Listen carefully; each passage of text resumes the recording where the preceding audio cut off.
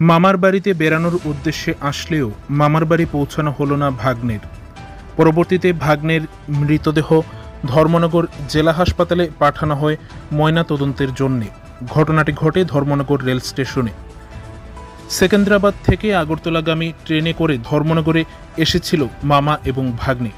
ধর্মনগর মহকুমার দেওয়ানপাশার বাসিন্দা সমর মজুমদারের সাথে শিলিগুড়ি থেকে ওনার ভাগ্নে বিশ্বজিৎ দে সেকেন্দ্রাবাদ থেকে আগরতলাগামী ট্রেনে করে ধর্মনগরে আসেন মামার বাড়ি বেড়ানোর উদ্দেশ্যে।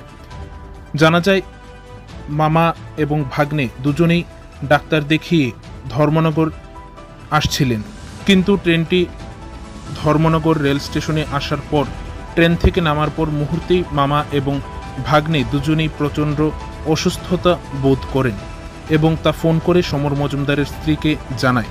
সমর মজুমদারের স্ত্রী ধর্মনগর রেল স্টেশনে চলে আসেন এই ঘটনার খবর পেয়ে। তিনি এসে দেখতে পান ওনার স্বামী সমর মজুমদার একদিকে শুয়ে আছেন এবং অন্যদিকে শুয়ে আছে ভাগ্নে বিশ্বজিৎ দে, এমনটাই জানান সমর মজুমদারের স্ত্রী।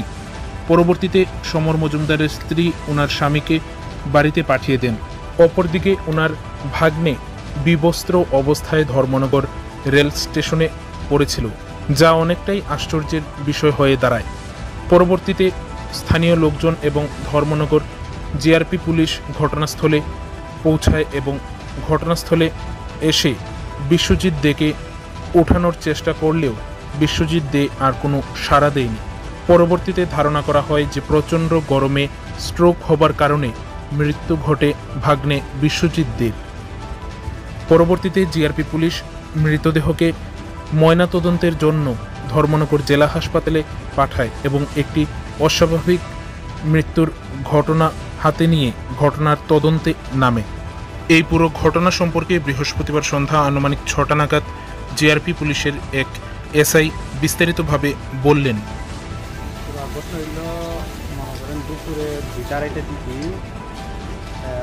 আমাদের কাছে আরপিএফরা খবর দেয় যে প্ল্যাটফর্মে একটা লোক প্রায় দেখে মৃত অবস্থায় পড়ে আসছে।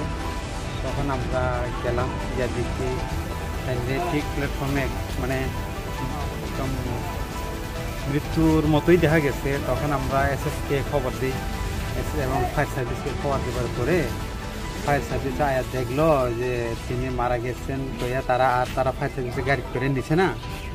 এরপরে আমরা পাশে একটা মহিলাকে পাই, মহিলারে জিজ্ঞেস করার পরে মহিলা জানায় তিনি প্ল্যাটফর্মে যে পড়ে আছে মহিলার মামা। তো আমরা তদন্ত করে দেখছি প্রায় স্বাস্থ্য নাই, লড়াচড়া নাই। তো আমরা অনেকক্ষণ তারা আত্মীয় কথা বলাবলির পরে তখন তারা দরখাস্ত করছে একটা লোকটা এনজিবি নগর রেল স্টেশন থেকে ধর্মনগর সেকেন্দ্রাবাদ ট্রেনে করে আসার পর রেল স্টেশনে নামার সময় মাথা ঘোরাইয়া বইছিল, বউয়ার কিছুক্ষণের মধ্যেই তিনি ওইখানে পড়ে যান। হয়তো সানুষ্টু কইরা মৃত্যু হইতে পারে এমন সন্দেহমূলক তারা একটা দরখাস্ত করছে। তো তার মৃত্যুর সঠিক কারণ জানার জন্য আমরা পোস্টমর্টমের লেগে ধর্মনগর হসপিটালে বডিকে পাঠানো হয়েছে।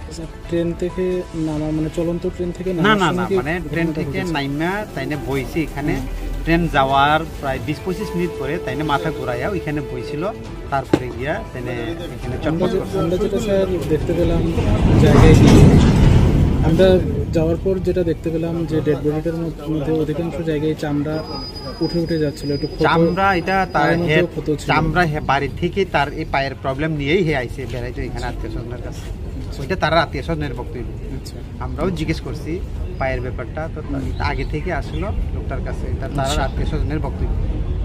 তারপরেও আমরা ডাক্তার দ্বারা পরীক্ষা করাইয়া ডাক্তার যেটা রিপোর্ট দেয় ওইটাই আমরা জানাবো। ওনার নাম কি জানা গেছে? ওনার নাম বিশ্বজিৎ দে। ওনার বাড়ি কি জলপাইগুড়িতে? বাড়ি জলপাইগুড়ি এনজি নগর।